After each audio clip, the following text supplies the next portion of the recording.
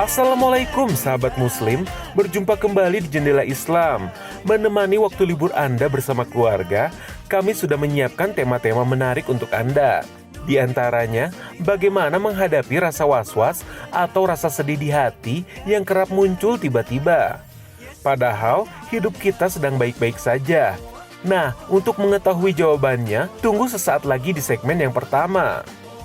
Lalu di segmen yang kedua, kita akan membahas hukum memelihara anjing bagi kita kaum muslimin. Apakah dibolehkan? Jika iya, sejauh mana batasan kita memeliharanya? Saksikan penjelasannya di segmen yang kedua. Dan di segmen yang terakhir, kita akan membahas tentang meringkas sholat di dalam perjalanan. Nah, bagi Anda yang berencana mudik, pastikan Anda menyaksikan tema tersebut, karena insya Allah akan memudahkan Anda beribadah meski di dalam perjalanan. Bismillahirrohmanirrohim, sahabat muslim, ini dia Jendela Islam.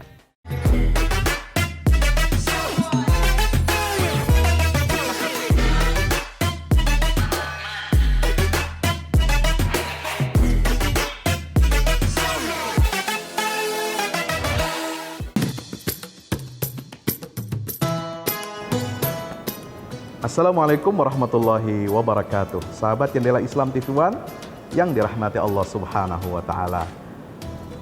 Ada ungkapan di dalam bahasa Indonesia, ya, misalnya ketika kita galau atau sedang mengalami keguncangan, biasa ada istilah was-was. Hati-hati, jangan was-was, ya. Nah, was-was itu adalah berasal dari bahasa Arab. Dan lebih tepatnya lagi dipakai oleh Al-Quranul Karim untuk menunjukkan satu bisikan yang dimasukkan oleh setan ke dalam hati setiap manusia.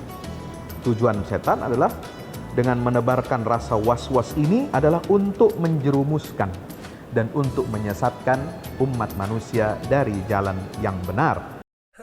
Sahabat muslim, itulah rasa was-was yang ternyata merupakan perbuatan syaitan. Istilah was-was sendiri tidak dikenal di dunia kedokteran, namun ada gangguan psikis yang menyerupai rasa was-was, yakni anxiety. Dikutip dari situs Alo Dokter, anxiety merupakan kecemasan berlebih dan biasanya muncul karena cemas akan sesuatu hal yang akan membuat stres seseorang. Adapun ciri-ciri kecemasan sebagai berikut: gugup, gelisah, tegang, detak jantung cepat, nafas cepat, gemetaran, sulit tidur, atau bahkan tidak bisa tidur, banyak berkeringat, tubuh terasa lemas, sulit berkonsentrasi, serta adanya perasaan seperti akan ditimpa bahaya. Masih menurut laman Alo Dokter, gejala tersebut masih dapat diobati jika belum terlalu berat, di antaranya dengan tidur yang cukup dan tepat waktu, serta tidak mengkonsumsi kafein dan minuman beralkohol. Kita juga bisa berinteraksi dengan sahabat atau teman dan sharing mengenai permasalahan yang dialami. Namun jika semua itu tidak berhasil menghilangkan kecemasan kita, sebaiknya kita bertanya kepada diri kita sendiri, apakah kita sudah dekat dengan Allah? Biasanya, jika seseorang jauh dari Allah, maka akan banyak kecemasan yang dialaminya, karena merasa tidak ada yang menjamin hidupnya. Padahal semua urusan di dunia ini sudah diatur oleh Allah. Kita hanya perlu berikhtiar dan mensyukurinya. Adapun mengobati rasa was-was secara Islami, menurut Syekh Ali Jaber ialah dengan cara berikut. Yang pertama, siapkan air.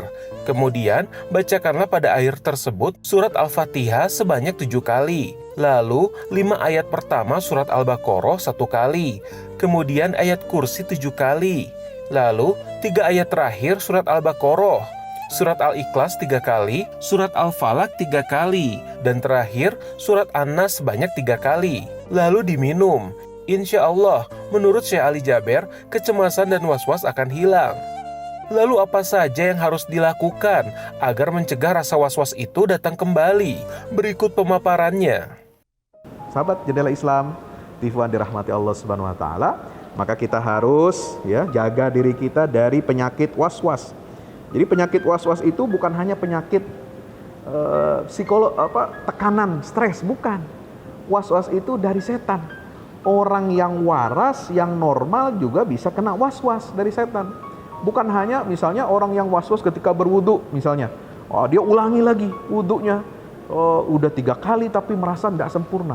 Mau takbiratul ihram, dia masih was-was lagi, masih ragu-ragu, ya, diulangi lagi. Nah, itu juga was-was. Walaupun dia pintar, walaupun dia meyakinkan, walaupun dia katakanlah rajin taat beragama, hatta walaupun dia ustadz, bisa saja dia terkena penyakit was-was dari setan. Apa? Menanamkan pikiran-pikiran jahat, ya, karena bisikan daripada syaitan ini. Nauzubillah min zalik. Maka itu tugas setan itu adalah was-was, membuat manusia ini was-was. Sehingga apa? Dalam hidupnya itu tidak bahagia. Manusia kalau melaksanakan perintahnya setan, ya, itu pasti tidak bahagia hidupnya di dunia apalagi di akhirat. Kenapa? Karena manusia yang mengikuti kehendak setan itu adalah manusia yang sengsara. Nabi Adam dan Hawa bukan memuji-muji setan. Nabi Adam hanya melanggar perintah Allah untuk tidak mendekati pohon khuldi. Itu saja, karena mengikuti kehendaknya setan, was-wasnya setan, ya, itu terlempar dari surga. Apalagi kalau kita bermaksiat, berjudi, minum minuman keras, berzina, durhaka kepada orang tua, atau kita memberikan persembahan kepada setan, iblis, ya, atau roh-roh, ya, bukan untuk Allah Subhanahu wa taala, ya, kita berbuat syirik kepada Allah, kita melakukan dosa-dosa besar, maka hati kita tidak akan tenang.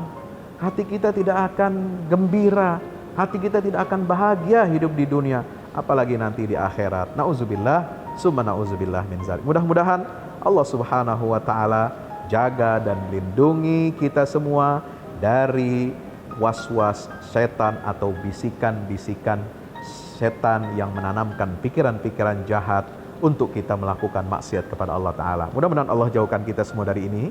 Mudah-mudahan informasi bermanfaat. Wassalamualaikum warahmatullahi wabarakatuh.